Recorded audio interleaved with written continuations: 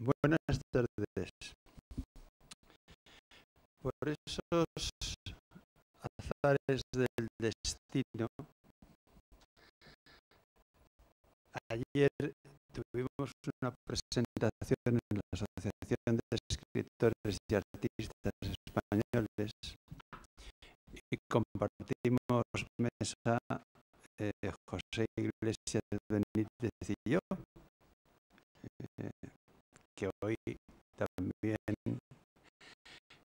comparte conmigo parte de la presentación de este libro. Y ayer presentamos un libro de un poeta extremeño, espléndido poeta, además,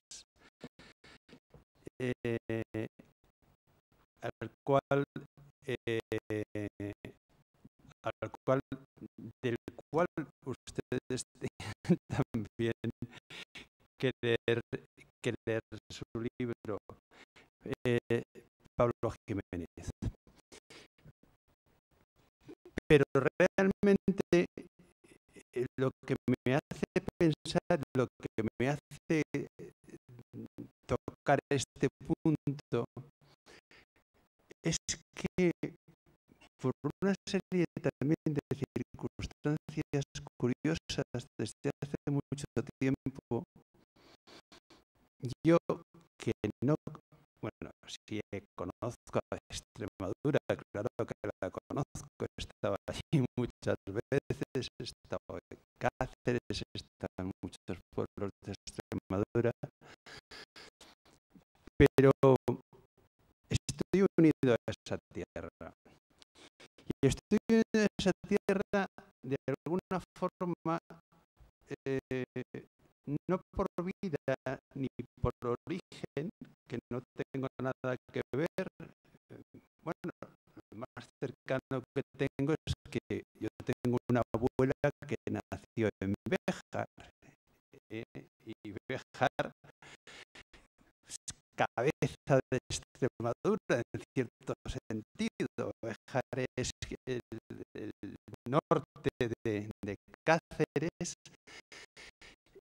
Y bueno, pues Salamanca y Béjar quizás y que Extremadura tengan algo de parecido, ¿no? Pero me tira mucho Extremadura, me tira mucho la tierra extremeña porque por su historia, por cómo es el paisaje y por cómo es la gente. Extremadura ha dado grandes literatos, ha dado grandes escritores, pero ha dado grandes hombres en todos los órdenes de la vida. Es tierra, dicen que es tierra de conquistadores. Yo creo que más que tierra de conquistadores es tierra de descubridores. Tierra de descubridores. Tierra de gente valiente y tenaz,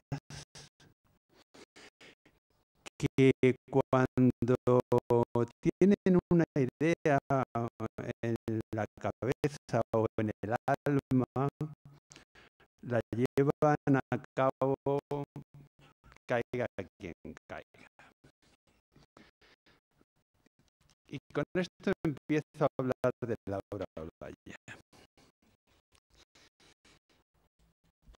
Yo conozco a Laura, iba a leer y probablemente al final lea algunas cosas del prólogo, porque este libro es un poco mío. He tenido la suerte, porque Laura lo ha querido así, de escribir el prólogo, la entrada, el pórtico al libro, y también ha puesto una frase mía al final, que a mí me gusta también mucho y que parece ser que a ella le gusta. Y entonces el libro tiene cosas mías, evidentemente. Pero,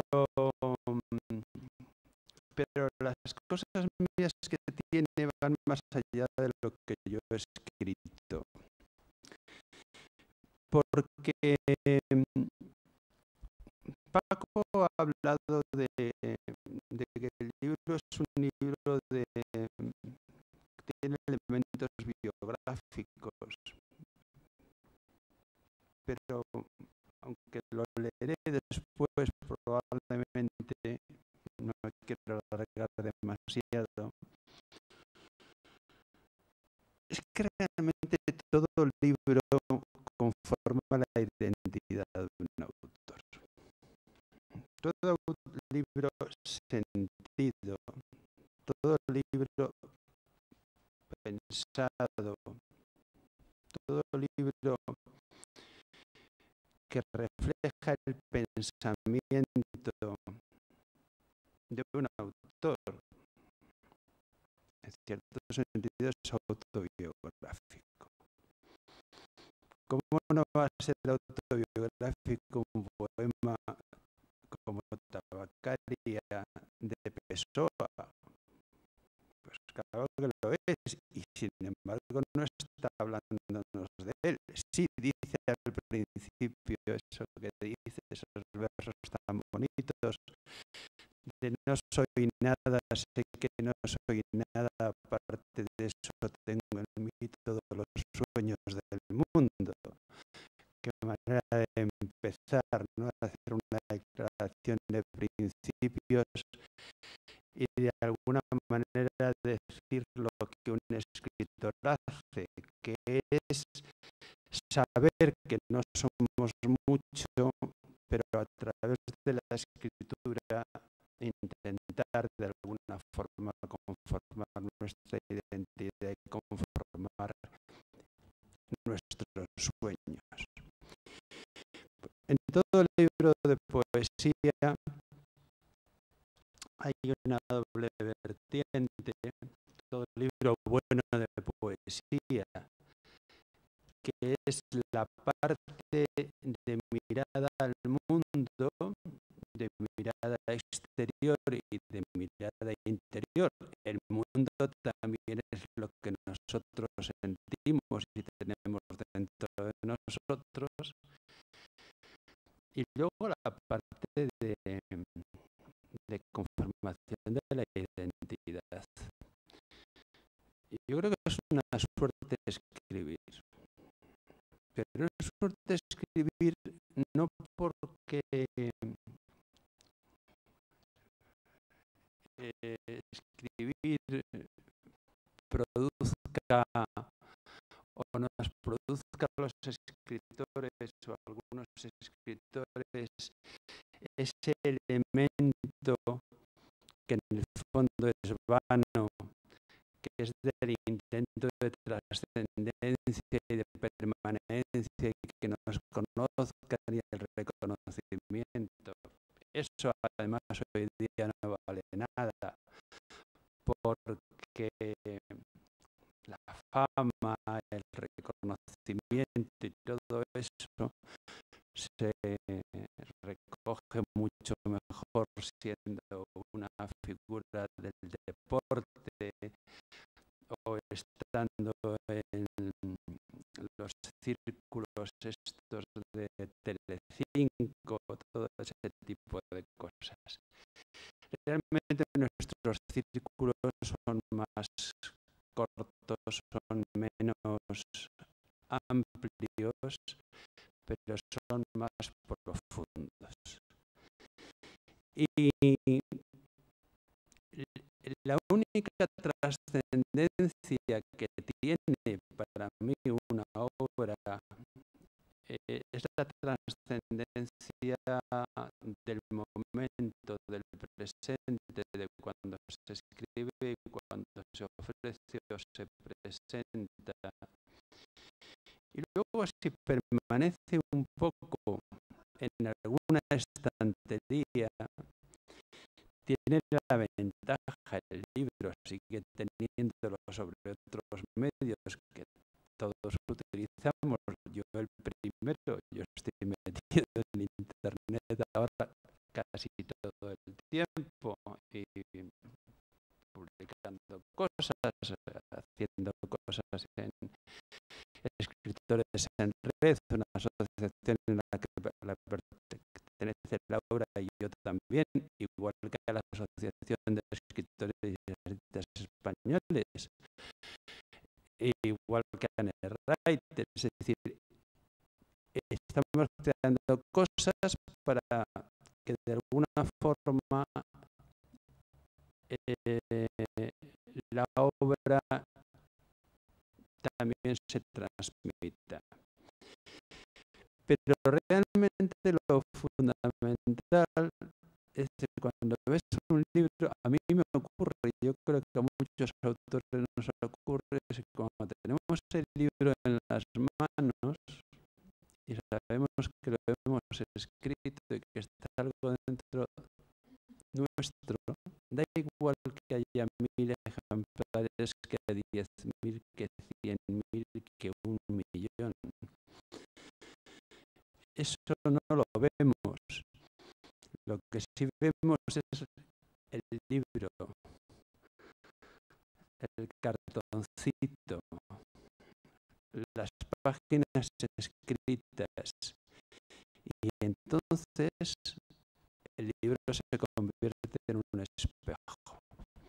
Pero no en un espejo de vanidad, sino en un espejo de autoconocimiento.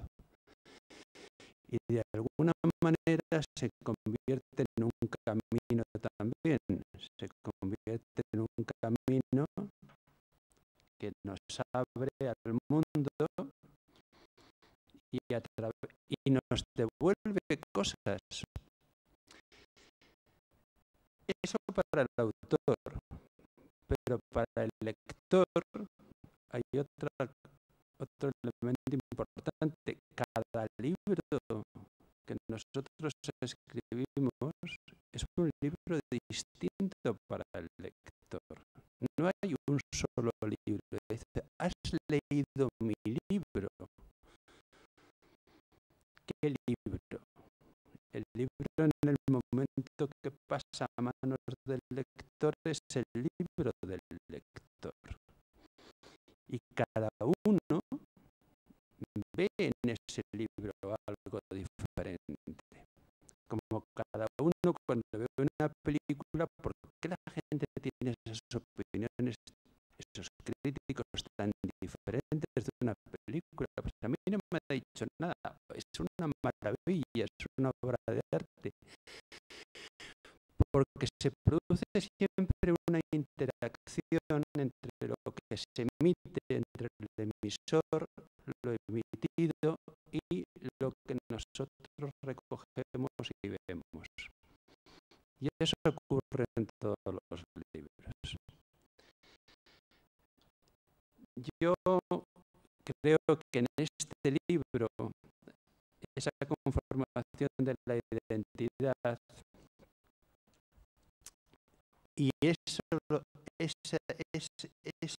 emisión, vamos a llamarlo, de cultura, de experiencia que el autor hace, en este caso Laura hace allí, pues cada uno de nosotros lo va a recoger de una forma. Y desde ese punto de vista, no es un libro tan autobiográfico ni tan personal. Como ha dicho muy bien Paco, lo ha dicho perfectamente. Cuando una obra que contiene elementos personales, autobiográficos, de recuerdo, de memoria personal, se puede leer con carácter universal, entonces estamos ante una obra que realmente merece la pena. Realmente la gente confunde muchas veces la poesía. La poesía no es la literatura en general, no es solamente contar lo primero que se nos viene a la cabeza, contar a la gente nuestra vida. Primero tiene que estar bien contada, tiene que estar bien escrita. La poesía es un género literario, no es algo que dan los dioses por ahí y tal. Es un género literario. Y como tal género literario emplea el lenguaje escrito. Entonces, un poeta es un escritor. Tiene que saber utilizar ese lenguaje. Igual que un carpintero tiene que saber utilizar la madera. No, es que yo tengo unas ideas, pero mira, no tocar la madera, no, es que eso ya, no. Tú tienes que escribir con tu oficio de escritor. Y ese oficio se hace leyendo, se hace escribiendo y se hace viviendo, se hace adquiriendo cultura. Y eso es fundamental. Por eso este libro, que no les ocurre a otro libro, este libro tiene algo importante. Es un libro donde se nota la madurez de escritora de Laura Olaya. Ella ha ganado muchos premios, ha escrito muchas cosas, muchos libros, ha citado poco alguno que le gusta, Estirpe de Gacela.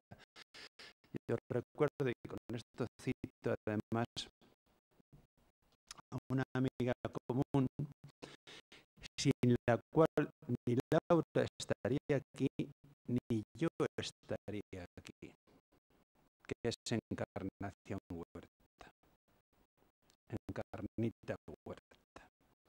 Encarnita Huerta, que ya no está con nosotros, que sigue estando en espíritu de alguna manera, hoy está aquí Sime, su marido, fue una extraordinaria poeta, pero además fue una absoluta, bueno, fue una maravillosa persona que abrió caminos a muchos de nosotros, que nos ayudó, que nos apoyó, que nos dio luz. A Laura se lo dio. Laura y yo hemos tomado café en casa de Encarnita varias veces. Y por eso quiero tener este recuerdo para Encarnación Huerta hoy. Porque es difícil que se encuentren dos autores que de alguna manera le deban algo a alguien en la misma mesa.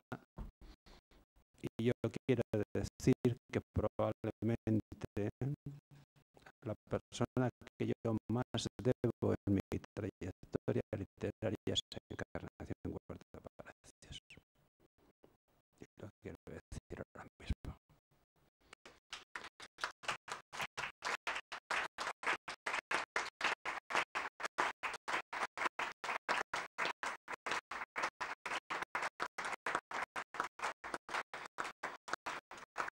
Y dicho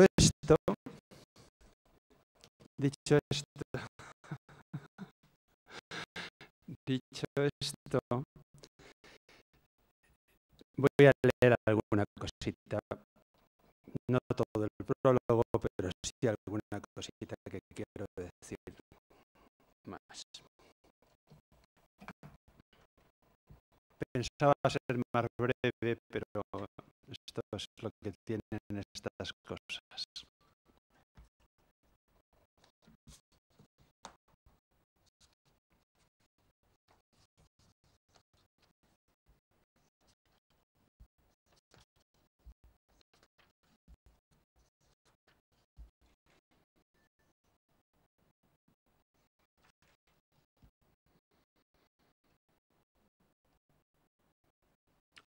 Al principio hablo de su faceta pictórica, hablo de una serie de cosas, hablo de esto que he dicho ahora, pero voy a irme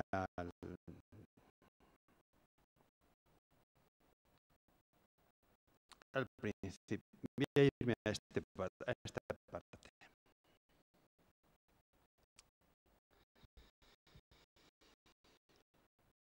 Debo reconocer que tengo una debilidad por los libros cuyos títulos me gustan y me dicen algo.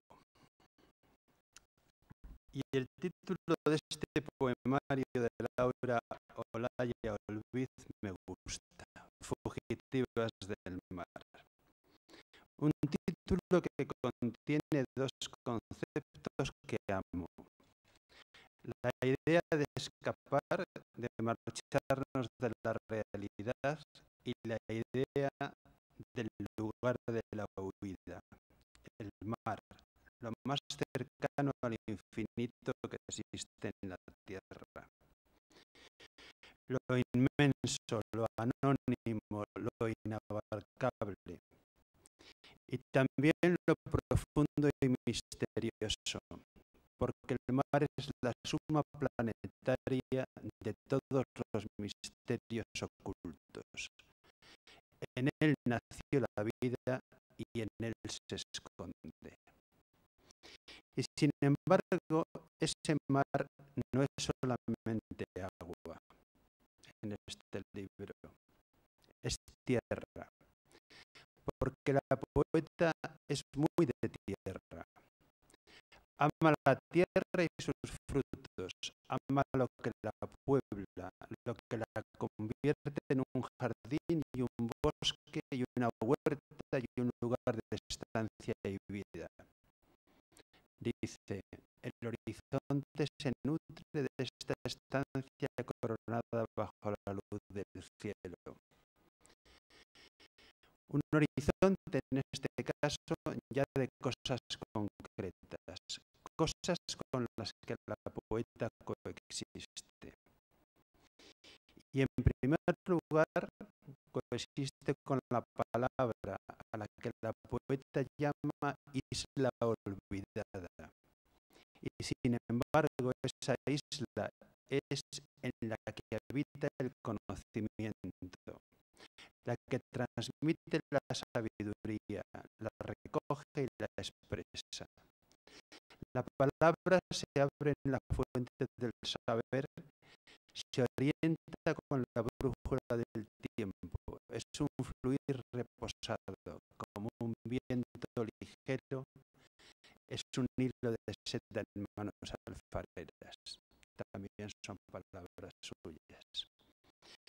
Pienso que estos versos del libro del que ahora hablamos ya valdrían para no cesar en la lectura que prefiguran. A mí personalmente me llegan de un modo que me incitan a empezar a creer esa relación mágica que todo buen lector debe tener con un libro de poesía. Hay amor en los versos de este libro, amor en sus páginas, amor en sus poemas, amor como tema, pero también como sustrato. No se puede escribir un buen libro si uno no ama lo que construye. Y yo veo amor de la autora detrás de cada página de Fugitivas del mar. Amor que además conlleva afirmación, pues en cada poema del libro ella va desgranando la vida y sus anhelos y se va desgranando a sí misma. Dejadme reposar en el camino inédito, dejadme caminar por su desplazamiento. Y lo hace en un recorrido poético personal que el lector hace universal, y eso para mí es un valor fundamental poesía. Camina, sí, camina Laura Olaya, siendo ella misma fugitiva, pero yendo al encuentro. Abandona el sujeto suyo para perpetrarse en el otro. No sabe de la ciencia que dicta el equilibrio y sin embargo accede. Y eso determina que la escritora no se detenga, que incluso a ciegas quiera descubrir, ir más allá, acercarse al lugar donde el misterio que es la vida habita. Hay pensamiento, reflexión en la poesía de este libro, y eso es para mí una condición básica de la literatura. La poesía no es más, no le demos más vueltas, ni más ni menos que un género literario. Excelso a veces sí, porque la buena poesía necesita del ritmo, como ha dicho muy bien Paco, y yo también me pongo en primer lugar. La armonía, la belleza y el conocimiento del lenguaje, la concentración y la sugerencia, saber ser en la intención. Y eso es mucho. Hay en esa intención generosidad también. Y eso es una virtud del contenido del libro. La forma por sí sola es un adorno del vacío. Y eso no ocurre en Fugitivas del Mar. Cuando la dignidad del hombre se descubre a sí misma en el ángulo insonoro del cerrado mortal de los sucesos, el don de darse revierte en uno mismo. Bello postulado para un gran deseo. Pero la poeta sigue escapando a través de entrar a fondo en lo concreto. Es curioso que yo cite aquí el poema que tú acabas de leer, Paco. Así lo hace en La camisa y en otros muchos poemas del libro que nos hablan de cosas cercanas, cotidianas y sin embargo siempre detrás está la idea de eternidad, de asunción de la luz imposible, como en los extraordinarios poemas El mar me sueña y el mar se inquieta. No voy a desgranar todo el libro, aunque tentado estoy de dejarme llevar por esa corriente que incita a la huida y a la vez el recogimiento. No es misión de esta apertura enseñar todas las estancias del castillo. Voy a dejar al otro caminante que se enfrenta al libro desde la perspectiva del lector, el descubrimiento de una obra que añade mucho a la obra poética de Laura Olaya. Y eso es lo único que hay que pedirle a un autor, que al caminar avance siempre. Podría decir más cosas, pero están en el libro, están en el prólogo, están en todo lo que realmente ha escrito Laura Olaya. Es un gran libro, un extraordinario libro, inspirado, sentido, pensado y que al lector le da mucho más de lo que espera siempre de un libro. Y yo soy un lector que siempre espero bastante. Pero cuando me encuentro un libro como Fugitivas del Mar, digo, qué suerte he tenido. Ha superado la balanza de pagos, esa palabra que ahora está, ¿eh? La balanza de pagos es lo que cuesta el libro.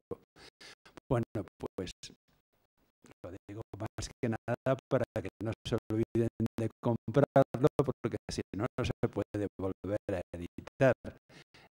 No se puede editar y los editores y los autores tendríamos que quedar en nuestra casa. Entonces, la balanza de pagos de este libro es muy positiva a favor de la autora, y yo creo que ustedes deben de comprobarlo una vez que termine esta presentación. Muchas gracias.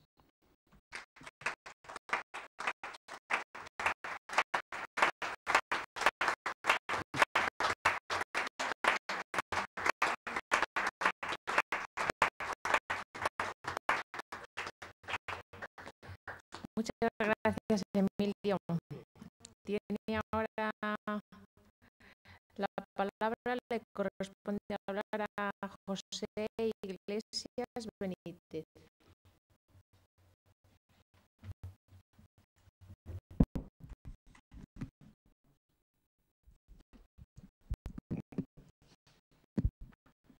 Buenas tardes.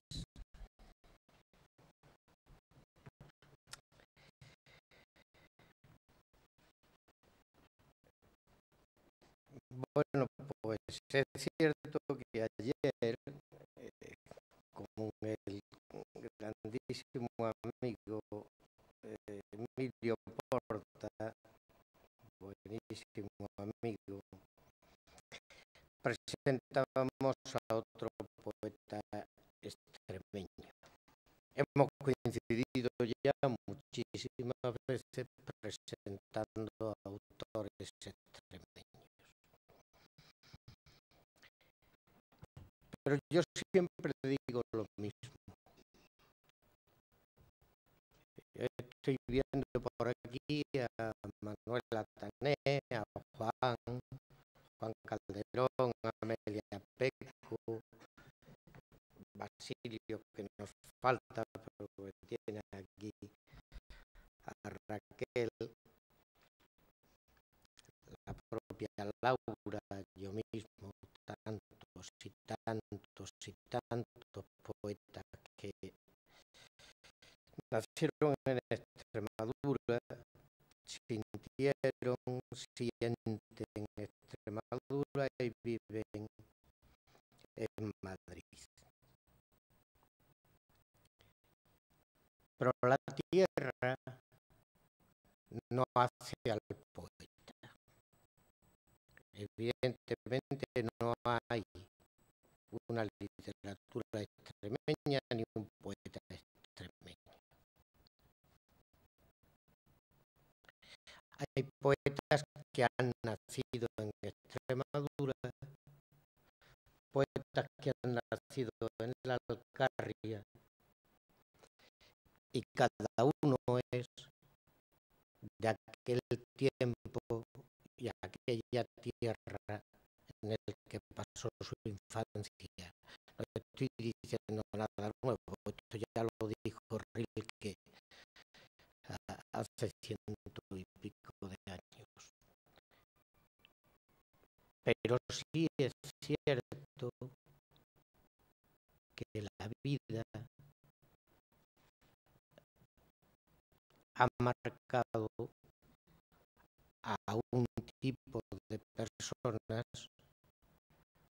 como el paisaje en el que creció.